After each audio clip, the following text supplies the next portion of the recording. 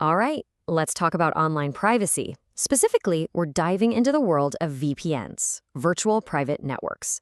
They make some huge promises, but there's often a hidden cost and some pretty big broken promises we need to look at. You've seen these ads everywhere, right?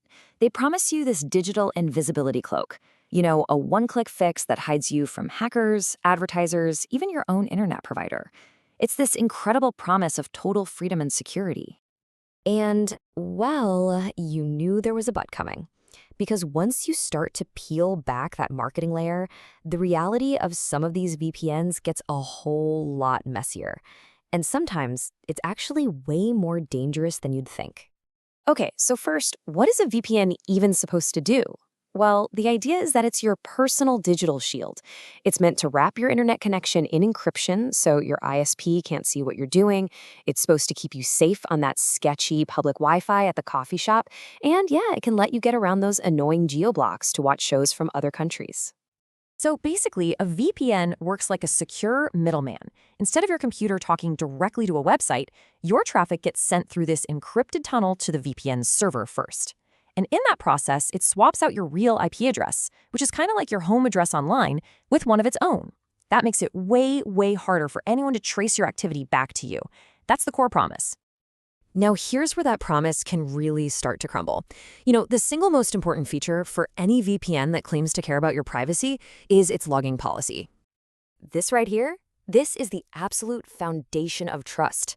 A no-logs policy means the company doesn't keep any records of what you do online. No websites you visit, no files you download, nothing. The logic is simple. If they don't have the data, they can't sell it, they can't leak it, and they can't be forced by anyone to hand it over. It's a rock-solid guarantee. Or is it? So check this out. In 2020, security researchers found something absolutely wild. A single server just sitting out there, totally unsecured, with 1.2 terabytes of user data on it. And get this, it didn't belong to one VPN. It belonged to 7 different services based in Hong Kong that all marketed themselves with strict no-log policies. We're talking user passwords, home addresses, and, you guessed it, detailed logs of what people were doing online. I mean, just let that sink in. 20 million people thought they were protecting their privacy, but the very tool they were using was actually broadcasting it to the world. This wasn't just some small slip-up. This was a complete and total betrayal of trust on an unbelievable scale. So you have to ask, why would a company do this? How does a promise of no logs end up as a 1.2 terabyte leak? Well, like a lot of things, it all comes down to money. It comes down to the business model, especially when the service is free. It's a question we should be asking all the time, right? Running a huge network of servers around the world costs a ton of money. You've probably heard that old saying in tech, if you're not paying for the product, you are the product. And in the world of free VPNs, that is often literally true. You download that free app, you click connect, and you think you're getting a shield. But in reality, you might be giving away the very things you were trying to protect in the first place. So let's look at exactly how they pull this off. Some of these are just wild. A service called Ola VPN was caught literally selling its users' internet connections, turning your computer into an exit point for some other stranger's traffic.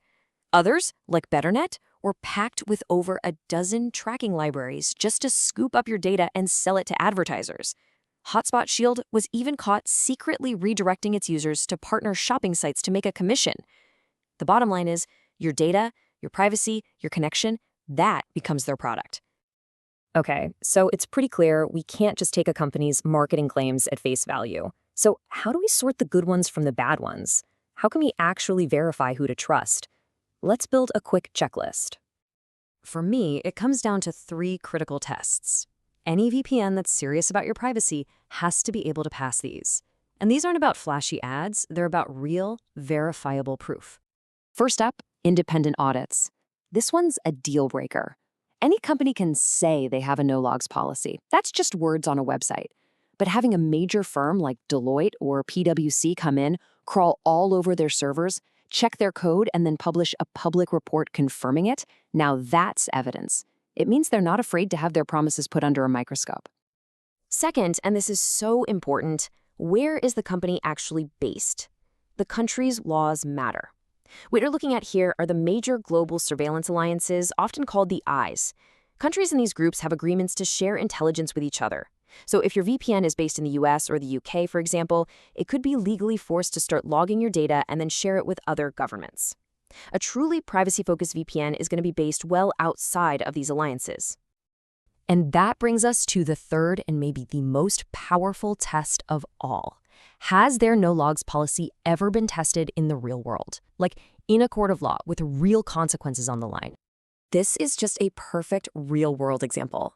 A few years back, authorities in Greece seized one of Windscribe VPN's servers as part of an investigation. They demanded user activity logs and even charged the company's founder. Windscribe's response was simple: we can't give you what we don't have. And because they truly kept no logs, there was nothing to turn over. The charges were eventually dropped. Now that is the ultimate proof that a no-logs policy isn't just marketing fluff. But here's the kicker. Even if you find a trustworthy VPN that passes all these tests, you're still not 100% in the clear. There's one more sneaky leak we need to talk about, and this one isn't the VPN's fault. It's actually coming from your web browser. It's called a WebRTC leak. WebRTC is just a technology built into most browsers that helps with things like voice and video calls. Think Google Meet or Discord running in your browser. The problem is, to make those connections work, your browser can sometimes give away your real IP address, completely sidestepping the VPN's protection. Okay, so the good news is, this is totally fixable. First, you can just go to a website that tests for WebRTC leaks to see if you're affected. If you are, the fix is pretty simple. For Chrome, you can install an extension that's designed to plug this specific leak. And if you're a Firefox user, you can actually turn it off right in the advanced settings.